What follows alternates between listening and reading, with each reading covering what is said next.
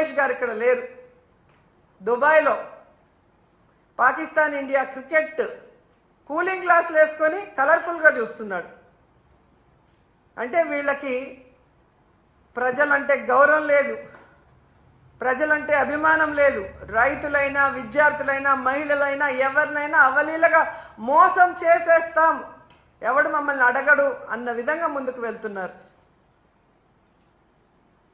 వీళ్ళకి ఒక్కటే సూటిగా చెప్తున్నాను, నిజంగా మీకు దమ్ము ధైర్యం ఉంటే, మీరు ప్రజలకి మంచి చేస్తున్నాం, మా మీద ఊరికే దుమ్మెత్తి పోస్తున్నారు అని నిరూపించుకోవాలనుకుంటే జగనన్నకి ప్రతిపక్ష హోదా ఇచ్చి చూడండి.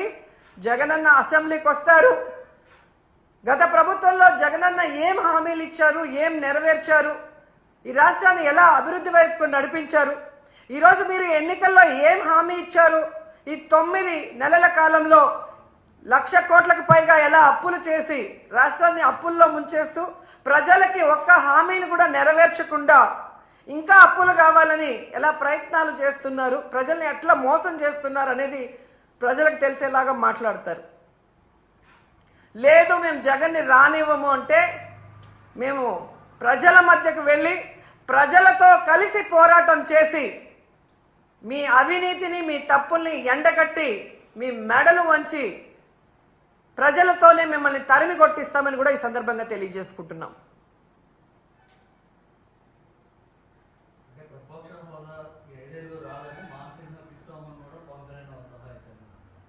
అదే అంటున్నాను సార్. ఇప్పుడు జగన్ గారికి 11 సీట్లే ఉన్నాయి అని హేళన చేసే వాళ్ళకి జగన్ అసెంబ్లీకి వస్తే ప్రతిపక్ష హోదాలో కూర్చుంటే మీకు పోయేదేముంది? ఆయనకన్నా మీరు బాగా పరిపాలించినప్పుడు, ఆయన పరిపాలన చేయలేదు అని మీరు చెప్తున్నది నిజమైనప్పుడు, ఎక్కడైనా ప్రతిపక్షం లేని అసెంబ్లీ ఉందా ఈ దేశంలో? ఒక్క ఆంధ్రప్రదేశ్లోనే. గతంలో జగనన్న అనుకునింటే చంద్రబాబు నాయుడు ప్రతిపక్ష హోదా లేకుండా చేసుండొచ్చు. కానీ ప్రజాస్వామ్యాన్ని గౌరవించే వ్యక్తిగా జగనన్న ఆ రోజు చంద్రబాబు నాయుడిని ప్రతిపక్ష హోదాతో కంటిన్యూ చేశారు. వీళ్ళు చేసే నీతిమాలిన రాజకీయాలు ఆ రోజు చేసుంటే ఆయనకు ప్రతిపక్ష హోదా ఉండేది కాదు. ఎందుకంటే ఏ రాష్ట్రంలో అయినా ఒక ప్రతిపక్ష పార్టీ ఉండాలి, అధికార పార్టీ ఏదైనా తప్పులు చేస్తే అవి ఎత్తి చూపించాలి, నిలదీయాలి, వాటిని అధికార పార్టీ సరిదిద్దుకొని ప్రజలకి అండగా నిలబడాలి. దీనికే అసెంబ్లీ అనేది ఉంది. అంతేగాని ప్రజల్ని మోసం చేస్తాం, మాకు నచ్చినట్లు మేము ఈ రాష్ట్రాన్ని అప్పుల పాలు చేస్తాం, మా మీద ఎవరు మాట్లాడినా వాళ్ళని అరెస్ట్ చేసి దొంగ కేసులు పెట్టి లోపల పెడతామంటే ఎక్కువ రోజులు అవి జరగవు.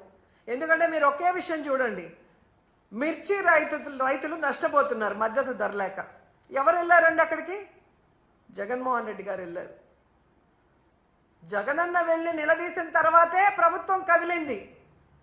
ప్రభుత్వానికి బాధ్యత లేదా? వాళ్ళకు మద్దతు ధర ఇవ్వాలి, పెట్టుబడి సాయం చేయాలి అన్న ఇంగిత జ్ఞానం చంద్రబాబు నాయుడికి, పవన్ కళ్యాణ్కి లేదని నేను అడుగుతున్నాను. మొదటిసారి ముఖ్యమంత్రి అయిన జగనే అంత చక్కగా రైతు భరోసా ఇస్తూ, మద్దతు ధర ఇస్తూ, ఎక్కడైనా కరువు కానీ లేదా అధిక వర్షాలు కానీ లేదా తుఫాను కానీ వస్తే ఏ విధంగా కాపాడాడు. వితిన్ 24 hours సూపర్ 6తో పాటు 143 సూపర్ 6తో పాటు 143 హామీలు ఇచ్చారు. కానీ ఈరోజు ఏ హామీ గురించి ఎలాంటి క్లారిటీ లేకపోవటం చాలా దురదృష్టకరం.